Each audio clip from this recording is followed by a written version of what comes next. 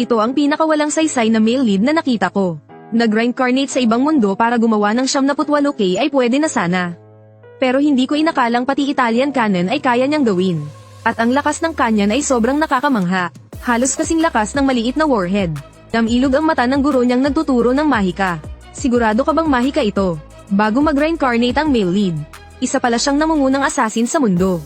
Kahit nakatago sa likod ng depensa ang target, kaya niya itong tamaan ng hindi man lang nakikita. Ngunit nang matapos niya ang misyon at sumakay ng eroplano pabalik, nilusog siya ng fighter jet na ipinadala mismo ng organisasyon. Hindi niya inakalang lubos siyang tapat sa kanila. Pero ito pa ang kanyang sinapit. Pagkamatay niya, dinala siya ng Diyosa sa isang misteryosong espasyo. May dalawang pagpipilian ng Diyosa para sa kanya. Una ay isilang muli bilang sanggol na walang alaala. Pangalawa ay tanggapin ang kanyang misyon. At mag-reincarnate na may baong alaala. Sanay na siyang mabuhay ng walang emosyon bilang assassin. Kaya okay lang sana na sundin ang normal na proseso ng reinkarnasyon. Pero dahil sa pagtataksil ng organisasyon, nagpasya siyang mabuhay muli para sa sarili. At hindi na maging kasangkapan ni Newman. Kaya tinanggap niya ang misyon ng Diyosa. At simple lamang ang misyon. Kailangan niyang patayin ang hero sa loob ng 18 taon matapos siyang isilang. Ang problema, ang hero ang pinakamalakas na nilalang sa mundo. Taglay niya ang 30 abilidad na lampas sa normal. At hindi bababa sa 5 ay S-class. At ang natitira ay A-class. Harap sa ganitong halimaw, mukhang napakababa ng tsansa ko. Sinabi ng Diyosa na huwag siyang mag-alala.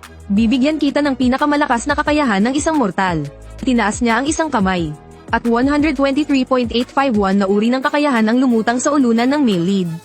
Ipinapaliwanag ng Diyosa, upang maging patas, maaari ka lamang pumili ng 5 kakayahan. Ang pinakamalapit sa iyong kakayahan. Nakaharap ang male lead sa libo-libong skills. At sandaling nag-isip, sa huli nakahanap siya ng tamang kombinasyon. Una ay ang S-class na Super Regeneration. Napakalawak ng gamit ng skill na ito. Kaya nitong ibalik ang lakas at mana. At pabilisin ang natural na paghilom. Parang may walang hanggang enerhiya. Walang pahinga sa kalagitnaan ng pakikipaglaban. Tunay na perpekto. Ang pangalawang skill ay ang Spellcrafting. Kaya niyang lumikha ng bagong mahika. Nagbibigay ito ng walang hanggang posibilidad. A-class daw pero parang mababa ang rating. Sumunod ay ang B-class na Growth Limit Break. Gaya ng nakasulat, kapag sinabayan ng Super Regeneration, kayang lampasan ang pisikal na limitasyon ng paulit-ulit. Ibig sabihin, sa pinakamabilis na panahon, pwede mong iangat ang anumang kakayahan sa max level. C-class Physical Arts, nagbibigay ng pambihirang combat techniques. Para sa huling skill, namangha siya na nasa huli ang ganitong kalakas. May 6 na uri ng magic attributes. Ngunit 4 lamang ang maaaring piliin. Hindi niya pinili ang light at dark. Pinili niya ang earth, fire, wind, water. At dahil may infinite stamina siya, kailangan lang niyang bawasan ang oras ng tulog. Para iangat ang 4 na magic skills sa max level. Nang makumpirma ng Diyosa ang pagpili niya, ginamit niya ang kapangyarihan upang ipanganak siyang muli. At matagumpay na nag-reincarnate ang male lead. Dumating siya sa pamilyang Tuatade na angkan ng mga assassin. Guwapo ang ama, at maganda at batang-bata ang ina. Pinangalanan siya ng ama bilang Lu Tuatade. Balang araw ipapasa niya ang lahat ng kanyang kaalaman. At gagawin siyang susunod na pinuno ng angkan. Lumipas ang 7 taon. Malaki na ang ipinagbago ni Lu. Isang araw umakyat siya ng bundok na may dalang pana. At nakakita ng isang dumi ng kunhong may pi. Sa loob, madali niyang natukoy ang direksyon ng kuneho. At isang talon lang niya ay nasundan niya ito. Bagamat bata pa, ang kilos niya ay sobrang bilis. Kahit hindi pa siya marunong ng mahika. Pero hindi iyon, nakahad lang sa pagiging astig niya.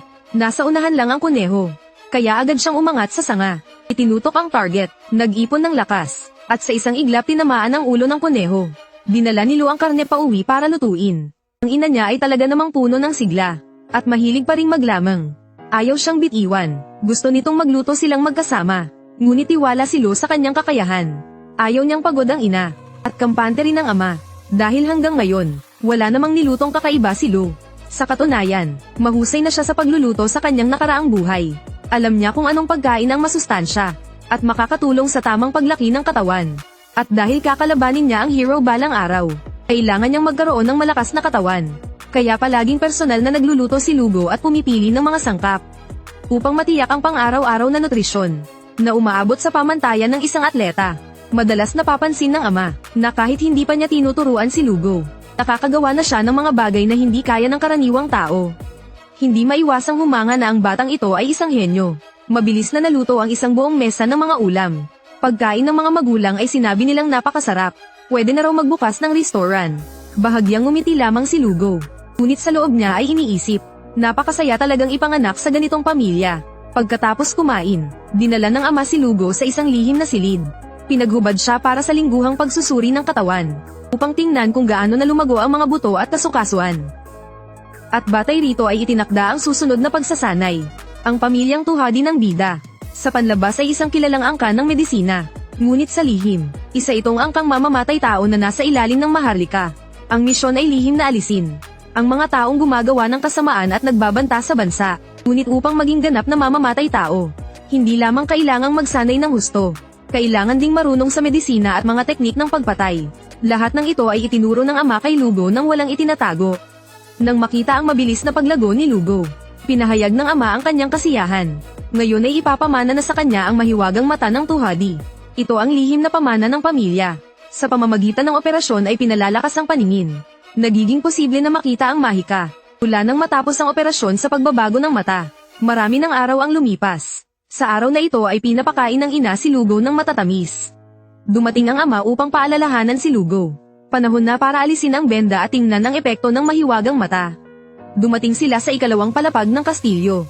Nang alisin ang benda, isang napakagarbong tanawin ng kanayunan ang bumungad. At may kasamang 15 beses na zoom. Kita ang mga nayon kahit 1 kilometro ang layo. Pati ang mga isdang lumalangoy sa ilog. Kahit ang mga ardilya sa bundok, lahat ay malinaw na nakikita. Nakita rin ni Lugo ang daloy ng mahika sa katawan ng ama. Lubos siyang nagulat, sobrang lakas naman ito. Sinabi ng ama na ipapasa niya ang lihim na teknik kay Lugo, upang maipamana niya ito sa magiging anak niya balang araw. Bukod dito may magandang balita ang ama kay Lugo. Nakahanap na siya ng guro sa mahika. Darating ito maya-maya. Pinaghanda si Lugo na mag-ayos ng sarili. Upang maghanda sa pagsalubong, binihisan ng ina si Lugo na parang isang batang babae. Bagamat mukhang bata sa labas, ang loob niya ay isang ganap na lalaki. Pakiramdam ni Lugo ay sobrang nakakahiya ito. Hiniling niya sa ina na agad siyang palitan. Hindi pumayag ang ina, dahil mas cute raw ito. Wala siyang magawa, napilitan si Lugo na salubungin ng guro suot ang palda. Nang bumaba ang guro mula sa karwahe, alam ko na hindi ito simple. Grabe, hindi ba siya ang guro sa kabilang nayon? May 2 nakapusod na buhok. Puting buhok na may 2 nakapusod. Nahulog agad ang loob ko. Medyo nag-alala siya na masyadong bata pa ang bida. Ang pag-aaral ng mahika ay parang kalokohan. Ngunit nagsalita ang ama. Si Lugo ay henyo rin tulad mo. Doon lang siya bahagyang naging interesado. Kaya ipinakita niya ang sarili niyang mahika sa harap nila. Saka lang nila nakita ang eksenang parang nuclear na pagsabog. Nang makita ang eksenang parang nuclear, hindi lang si Lugo ang napatulala, pati ako ay napatulala rin. Ipinakilala ng babaeng puting buhok ang sarili bilang tiya.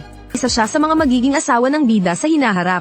May katumbas na lakas. Isa siyang napakalakas na salamangkero na pasok sa top 5 nanograms kaharian. 1 segundo lang ang nakalipas, wala pa siyang alam sa mahika. Sa susunod na segundo ay ginawang parang nuclear bomb ang bato. Kahit may talento, hindi naman dapat ganyan. Ngayong araw ang aralin ng bida ay pagsubok ng lakas ng mahika. Iniabot ng guro na si tiya ang isang bagay. Isang batong tinatawag na Farlstone. At inutusan ng bida na igabay ang mahika sa loob nito. Bilang isang baguhan na hindi pa gumagamit ng mahika, napakahirap ng prosesong ito, ngunit hindi inaasahan na agad itong nagtagumpay. At ang lakas ng mahika ay mas mataas pa kaysa sa karamihan ng matatanda. Sa mga nakaraang taon kahit hindi gumamit ng mahika ang bida, dahil sa patuloy na pagtupo ng limitasyon at mabilis na paggaling, ang kabuuang dami ng mahika niya ay lumaki na ng 1000 beses. Ang ganitong antas para sa kanya ngayon, ay hindi man lang maituturing na warm-up. Habang umaapaw ang mahikang enerhiya sa paligid. Sa susunod na segundo, biglang nagbitak-bitak ang Farlstone. Agad sumigaw si Tia. Inutusan ng bida na ihagis ang bato. Kaya basta na lamang itong inihagis ni Lugo sa langit. Hindi inaasahan na ang lakas ng batong iyon ay parang nuclear bomb. Halos mapasingaw ang buong mansyon ng bida. Lubos na natakot si Tia sa nangyari. Nagduda pa nga siya sa sarili bilang guro. Dumating ang mga magulang matapos marinig ang pagsabog. Nang makita ang seryosong itsura nila, nais pa sanang akuin ni Tia ang sisi. Ngunit nang malaman nila ang lakas ng mahika ng kanilang anak, na sobrang nakagugulat, hindi man lang sila nagsalita. Sa halip ay hinikayat pa ang bida na magpatuloy. Kahit sumabog ang bahay ay ayos lang. Matapos ang pagsubok kanina, may naisip ang bida na isang napakagandang paraan. Kung maaaring gumawa ng maraming ganitong Farlstone, hindi ba madaling patayin ang mga bayani? Nang malaman ni Tia ang balak ng bida ay mariin siyang tumanggi. Ang Farlstone ay lihim na kayamanan ng pamilya. Ipinapamana sa anak kahit sa alagang hayop. Ngunit kailanman ay hindi sa tagalabas. Nabigo si Lugo. Punong-puno ng sama ng loob siyang bumalik sa kwarto para matulog. Habang iniisip niya kung paano magnanakaw ng Farlstone, biglang dumating si Tia na may yakap na unan at kumatok. Tinasabing pag-uusapan ng pagsasanay ng Mahika. Ngunit ang katawan niya ay dumiretso sa loob ng kumot. Kung maaaring gawing dot ang Farlstone, hindi rin naman imposible ang pumayag. Sumunod ay ang ikalawang aralin na pagsusuri ng elemento. Gumamit pa rin ng Farlstone. Ngunit kaunting Mahika lamang ang kailangan. Sa paggabay ng magandang guro, ang Mahika ni Lugo ay naging elementong apoy, upang matiyak ang pagiging maayos ng eksperimento. Nagsagawa si Tia ng ikalawang pagsusuri. Sa pagkakataong ito ang Mahika ng bida ay elementong tubig. Lubos na natuwa si Tia.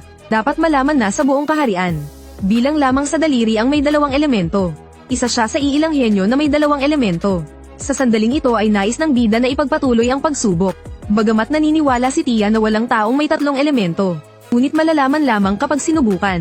Lumabas na ang bida ay may 4 na pangunahing elemento. Isang ganap na all-element na salamangkero.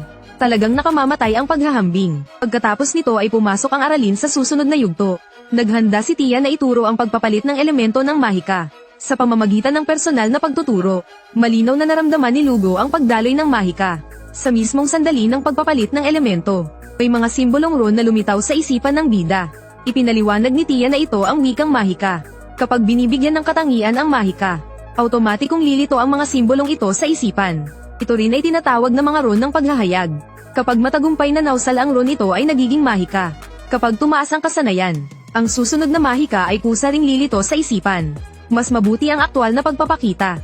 Pinakita ni Tia ang pinakabatayang Mahika. Paglikha ng tanso, hindi inaasahan na agad itong natutunan ng bida.